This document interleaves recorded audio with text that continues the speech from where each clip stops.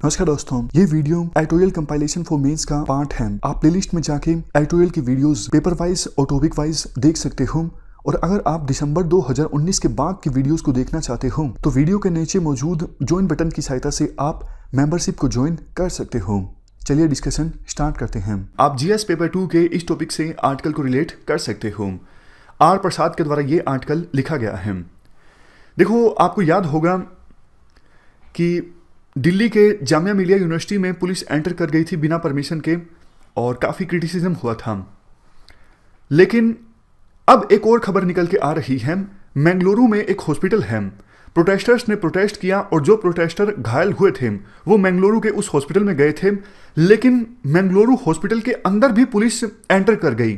Forcefully ICU का दरवाज़ा खोलने की कोशिश की गई और इवन आईसीयू के नज़दीक टीयर गैस के गोले मिले हैं। तो आर्टिकल में कहा जाता है, ये देखो बहुत ज़्यादा हैरानी वाली चीज़ है।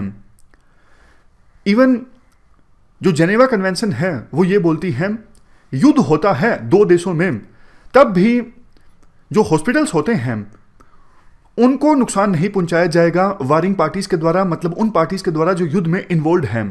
मैंगलुरु में तो आपको पता है कोई युद्ध नहीं चल रहा था, कुछ नहीं था, सिचुएशन ऐसी नहीं थी कि बहुत ज़्यादा कन्फ्लिक्ट हो।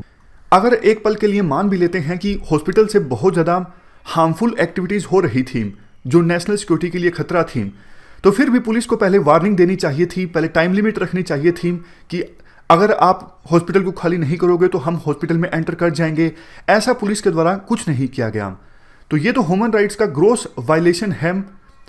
एक और एग्जाम्पल दिया जाता है राइटर के द्वारा कि progressive medicos and scientist forum ये घायलों को एक्सेस करना चाहते थे दरियागंज पुलिस स्टेशन में, लेकिन 1 घंटे तक इनको पुलिस स्टेशन में एंटर नहीं करने दिया।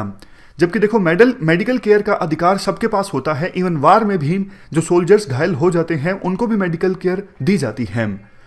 इस पूरी इंसिडेंट पर इंडियन मेडिकल एसोसिएशन, जो आमतौर पर इतना बोलता नहीं है, काफ़ी मुखर होकर बोला है।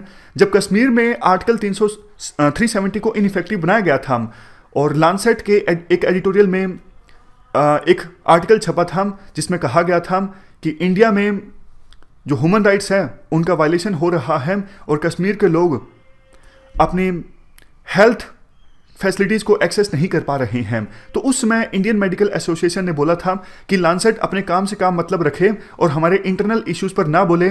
लांसेट ने गलत ढंग से पॉलिटिकल इश्यूज़ पर अपनी टिप्पणी की है। लांसेट का काम है सिर्फ हेल्थ रिलेटेड इश्यूज़ पर बोलना।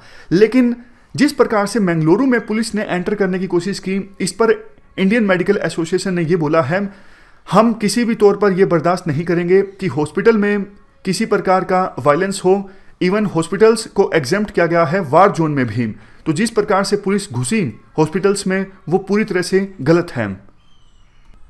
इवन इंडियन मेडिकल एसोसिएशन के द्वारा ये भी बोला गया कि सबको अधिकार है मेडिकल केयर का और गवर्नमेंट या फिर दूसरी जो इस्टेब्लिशमेंट है वो इस अधिकार से किसी को भी वंचित नहीं कर सकती हैं। राइटर के द्वारा कहा जाता है कि इंडियन मेडिकल एसोसिएशन ने आवाज़ उठाई है, अच्छी बात है, लेकिन जब तक दोषी पुलिसकर्मियों पर कार्रवाई नहीं की जाती है तो एक डेटरेंस क्रिएट नहीं होगी। कल को पुलिस फिर इस प्रकार से कार्रवाई कर सकती है। तो उन पुलिसकर्मियों पर कार्रवाई होनी चाहिए जिन्होंने हॉस्पिटल में एंटर करके जबरन आईसीयू के दरवाजे को खोलने की कोशिश की। इस डिस्कशन में फिलहाल इतना ही है। Thank you very much for discussion.